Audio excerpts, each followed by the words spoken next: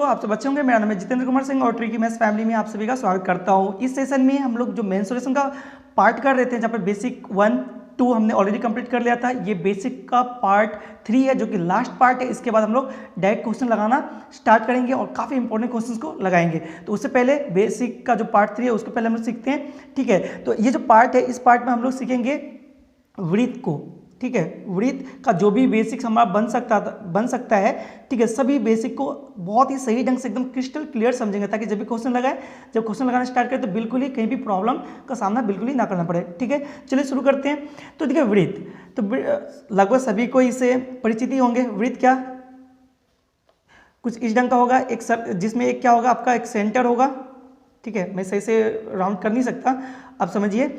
ये क्या होगा, आपका एक सेंटर हो जाएगा, ठीक है।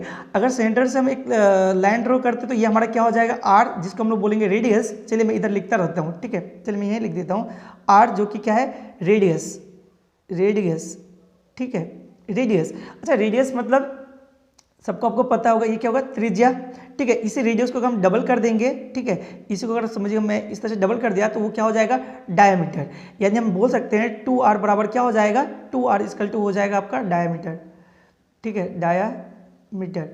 या फिर हिंदी में इसको क्या बोलेंगे, व्यास, ठीक है, और इसको त्रिज्या, ठीक है। आप सबको नोट डाउन करके रख सकते हैं, अपना नोट्स, खुद का नोट्स बना सकते हैं, ठीक है। जो भी सुविधा हो आप उसको जरूर करें। अच्छा, तो ये जो सेंटर था, इसको चलिए इसको भी ओ दे देते हैं, और यहाँ तक मैंने ड्रॉ किया तो इसको दे देते ए। तो यहाँ बोलेंगे ओ ए क्या हो जाएगा, रेडियस। तो रेडियस हो जाएगा आपका क्या हो जाएगा, ओ ए, ठीक है। और चलिए इसका नाम दे देते बी पूरा। तो ए बी क्या हो जाएगा, आपका व्यास हो जाएगा, यानी व्यास क्या हो जाएगा आपका ए बी। इतना समझ में आया, बहुत ही ज़्यादा आसान है। अच्छा, चूंकि ये क्या है, आपका 2D फिगर है, मैं फिर बताऊंगा ये क्या है, 2D फिगर है। तो क्षेत्रफल तो आपको पढ़ना ही है। चलिए क्षेत्रफल बराबर क्या हो जाएगा, फिर चलिए क्षेत्रफल पढ़ते हैं। तो क्षेत्रफल बराबर, यानी कि वृत्त का क्षेत्रफल है ना, तो वृत्त का क्षेत्रफल बराबर हो जाएगा आपका पाई आर स्क्वायर, ठीक है। आगे उसके बाद आपको पढ़ना है परिमिति, वृत्त का परिमिति।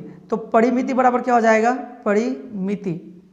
तो परिमिति बराबर क्या हो जाएगा, परिमिति बराबर हो जाएगा आपका 2 पाई आर।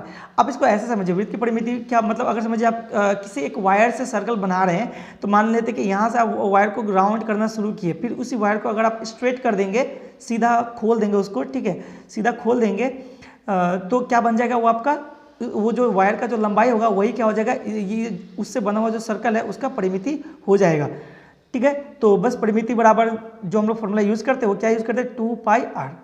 समझ में आया। चलिए आगे बढ़ते हैं। अच्छा, एक होता है वृत्त का व्यास, तो मैंने आपको बता दिया 2r होता है। वृत्त का व्यास बराबर क्या हो जाएगा, 2r, डायमीटर, इसको इंग्लिश में बोलते हैं। आगे बढ़ते हैं। इसमें जो काफ़ी ज़्यादा इंपॉर्टेंट पॉइंट मैं आपको यहाँ पर बताने जा रहा हूँ, ध्यान से देखिए, इससे डायरेक्ट क्वेश्चन आपको बनते हैं एग्जाम्स में। चलिए मैं यहाँ पे पहले एक सर्कल ड्रॉ कर लेता हूँ, ठीक है। ये क्या आपका मान लेते सर्कल है, ठीक है, जिसका सेंटर क्या है, ओ है। अब मैं यहाँ पे एक त्रिज्या इधर ड्रॉ करता हूँ, एक त्रिज्या इधर ड्रॉ करता हूँ, ठीक है। दोनों आर और आर सेंटर से जो ड्रॉ किया हुआ त्रिज्या कहीं भी ड्रॉ करे वो तो सेम ही होगा, उसका लेंथ जो होगा वो बराबर ही होगा। और यहाँ पर ए, इस पॉइंट को बी बोल देता हूँ। तो ये जो एंगल यहाँ पर बन रहा है ना, तो मान लेते ये जो एंगल है, इसको फिलहाल मान लेते कि थीटा है, ठीक है। इस सब घबराना नहीं है, बस मान लेते कि क्या ये एंगल थीटा है, ठीक है। तो अब अगर आपसे पूछे, अच्छा सबसे पहले आप ये बताइए कि ये जो मैंने ये यहाँ पर एक अंश निकाला है इस पूरे वृत्त से, ओ जो आपका वृत्त है, ओ वृत्त है, उससे एक अंश मैंने समझिए कि काट के निकाला है, ठीक है। तो इसको क्या बोलेंगे हम लोग, इस पूरे अंश को, ठीक है, इस पूरे अंश को क्या बोलेंगे, तो इसको हम लोग बोलेंगे वृत्तखंड, ठीक है। क्या बोलेंगे हम लोग इसको, वृत्तखंड, ठीक है। इसको क्या बोलेंगे, वृत्तखंड। तो आपसे जो एग्जाम में डायरेक्टली पूछता है कि ठीक है बताइए वृत्तखंड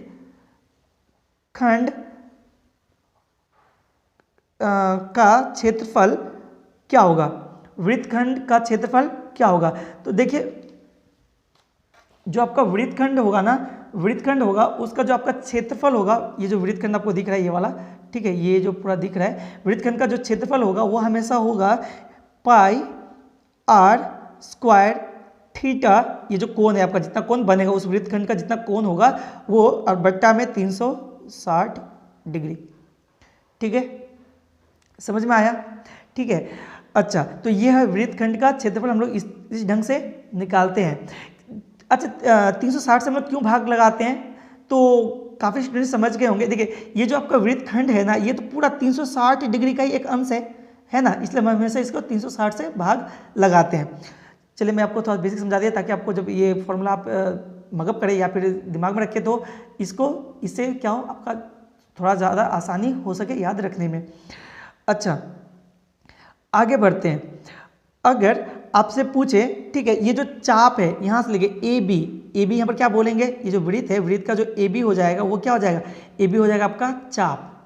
ए बी क्या हो जाएगा, चाप, इसको क्या बोलेंगे, चाप। अगर आपसे सिर्फ चाप की लंबाई पूछे, ठीक है, अगर आपसे चाप की लंबाई पूछे तो क्या करेंगे हम लोग, चाप ए बी अगर आपसे पूछे चाप ए बी बराबर कितना होगा, तो कैसे निकालेंगे पाई आर थीटा बाई 180 डिग्री, ठीक है, पाई आर थीटा बाई 180 डिग्री। समझ में आया?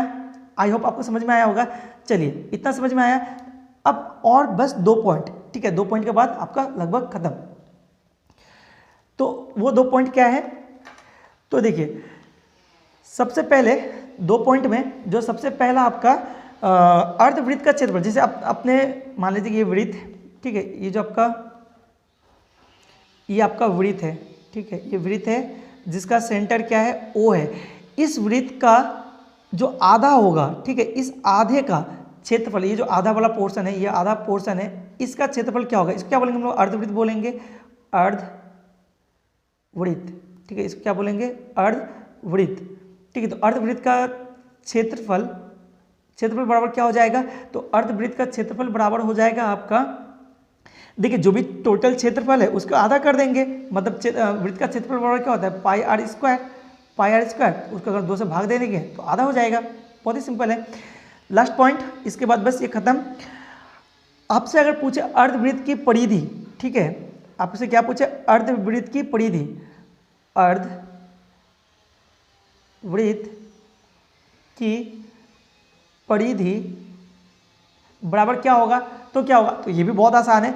जब पूरा वृत्त का जो परिधि होगा उसको आधा कर देंगे, तो पूरा वृत्त का परिधि क्या होता है, 2 पाई आर, उसको आधा कर दीजिए ना आप, यानी बट्टा 2, भाग दे देंगे 2 से, यानी आधा हो जाएगा। तो ये हो गया अर्धवृत्त का परिधि। तो आई होप आपको अच्छा यहाँ पे, तो ये तो थी हमारी क्या, अर्धवृत्त की परिधि, ठीक है। तो बेसिकली यही है आपका जो वृत्त है, ठीक है ना, वृत्त में यही आपका बेसिक्स है, ठीक है। इसके बाद आप क्वेश्चन लगाने के लिए बिल्कुल तैयार है। लेकिन देखिए कुछ पॉइंट्स ऐसा है, ठीक है, मैं फिर बता रहा हूँ, इससे पहले पार्ट्स में भी बताया, कुछ पॉइंट्स ऐसा है, ठीक है, जिसको मैं बाद में आपको मेंशन कर दूंगा। और वैसे भी जब मैं आपको क्वेश्चंस करवाऊंगा, जब भी आपको क्वेश्चंस लगवाऊंगा, तो वहाँ पर अगर कुछ भी नए पॉइंट्स निकल कर आए तो मैं उसको बहुत ही अच्छे ढंग से वहीं पे क्या कर, उस क्वेश्चन के सॉल्व करते समय ही, उस क्वेश्चन को बताते समय ही अच्छी ढंग से डिस्क्राइब भी कर दूंगा, ठीक है। तो आई होप आपके सब जो भी बेसिक्स मैंने आपको बताया है पार्ट 1, पार्ट 2 और पार्ट 3 में, सभी आपको अच्छी ढंग से समझ में आए होंगे। अगर फिर भी नहीं समझ में आए तो आप मेरे को कमेंट कर सकते हैं, ठीक है। जिस पोर्शन में आपको प्रॉब्लम है उस पोर्शन को क्या कर सकता हूँ मैं, आप बस कमेंट में मेंशन कर दीजिए, मैं उसको और अच्छी ढंग से डिस्क्राइब कर दूंगा, ठीक है। चलिए अब हम क्या करेंगे, नेक्स्ट जो पार्ट स्टार्ट करेंगे उसमें बेस्ट जो क्वेश्चंस है उस क्वेश्चंस का सीरीज करेंगे, जो कि सिर्फ मेंसुरेशन से है और काफ़ी बार रिपीटेड क्वेश्चंस है, ठीक है, और काफ़ी ज़्यादा इंपॉर्टेंट भी होते हैं, वही क्वेश्चंस को हम लोग करने वाले हैं। चलिए मिलते हैं क्वेश्चंस वाले सेशन में, तब तक के लिए थैंक यू। पढ़ते रहिए, सीखते रहिए।